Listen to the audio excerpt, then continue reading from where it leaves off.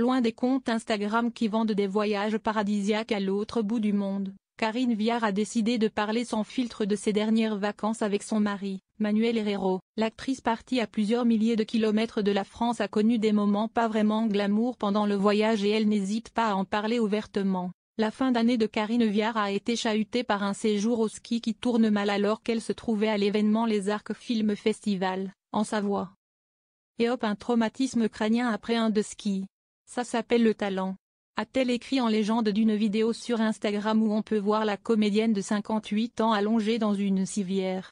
Visiblement, plus de peur que de mal et quelques jours plus tard, elle a donné de ses nouvelles après sa chute au ski qui lui a valu un traumatisme crânien. Tout va bien, et je peux de nouveau profiter de la belle sélection cinéma au Festival des Arcs. Merci pour vos messages. Plus de peur que de mal, rassurait-elle ses fans. Après cette petite frayeur en fin d'année, Karine Viard s'est offert des vacances à des milliers de kilomètres de la France avec son mari, le journaliste spécialisé dans le sport, Manuel Herrero.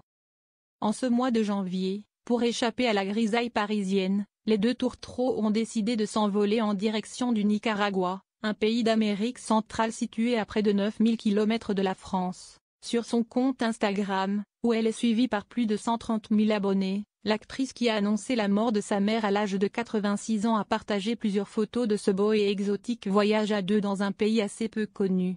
Et si on montrait la vérité du voyage ? Propose l'actrice à ses fans en légende de sa publication. Karine Viard et Manuel Herrero au Nicaragua. Sur les clichés partagés par Karine Viard, on peut voir le périple assez rocambolesque qu'elle a eu à accomplir avec Manuel Herrero pendant leurs vacances en amoureux. L'envers des paysages sublimes, des photos magnifiques, la réalité du voyage c'est aussi les heures interminables à attendre un rafio de marchandises. Prendre un avion minuscule où le pilote se protège du soleil avec des pare-soleils de bagnole et conduit son avion en regardant par un trou de lumière, on a cru mourir quand il a ronflé, les problèmes gastriques, écrit l'actrice brûlante de passion pour son mari dans les tribunes de Roland-Garros l'an dernier, avant de conclure sur une note positive, mais franchement c'est ça que j'adore avec les voyages.